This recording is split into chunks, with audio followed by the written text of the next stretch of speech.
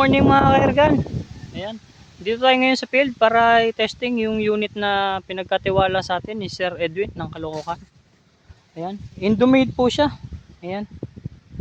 Ayan.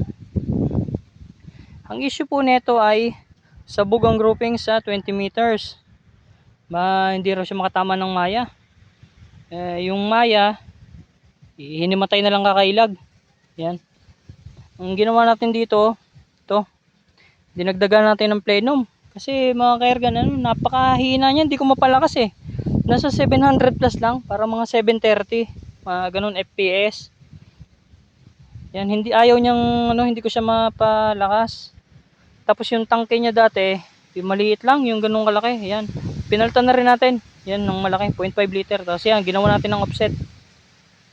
Yan, ito yung offset. Yan, bali ito, naitono ko na to. Bali itetest ko na lang dyan sa layong ayan, 50 meters. Yan, ayan, 50. Yan, yan. Ang bala pala natin Astro lang. Ito siya, Astro. Tapos niresize ko lang. Ito yung resizer na gawa ko. Ayan yan, adjustable yan. Bali tapered yung butas niya, pa-embudo. Masusukat niyo yung makukuha niyo yung gusto niyo diameter ng bala. Yan. So ito na ngayon. Yan, testing natin. 13 rounds yung magazine yan. Ayan ito, testing na natin. Hindi ko alam kung tatama tayo kasi napakalakas ng hangin So yeah, ay sana tumama tayo.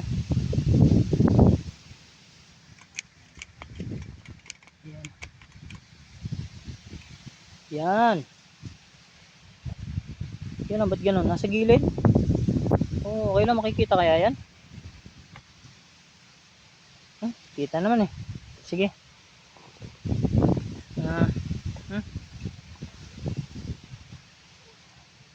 Ito, testing lang muna natin kung saan ba ito tatama. Hindi ko alam kung tatama ba ito. Tatama ito kaya unang tira. Ayun, sentro second shot. Ayun,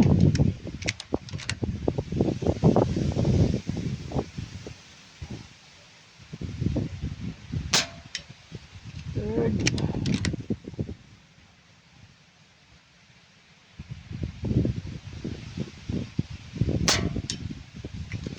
Fourth.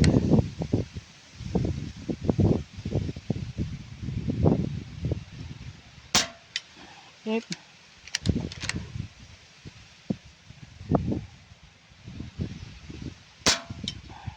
Sixth.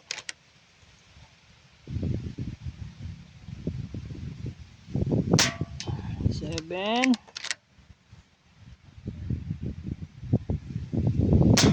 8.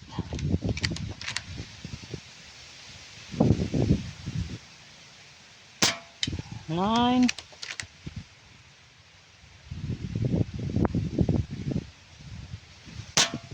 Ay, hindi tumama.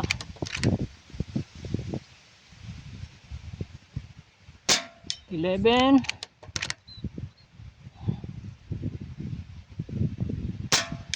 12.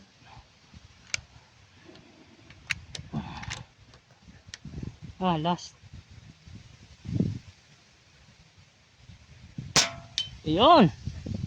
So ayos na mga ka-airgun. Sir Edwin Kagomok, ito na yung unit mo. Sir Edwin ng Caloocan, ayan na siya. Ayan.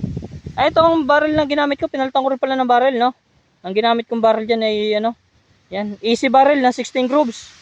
Sir Arjun, masyadong masyadong okay itong barrel mo. Okay na okay. Paano? Hanggang dito na mga Ergan. Bye-bye!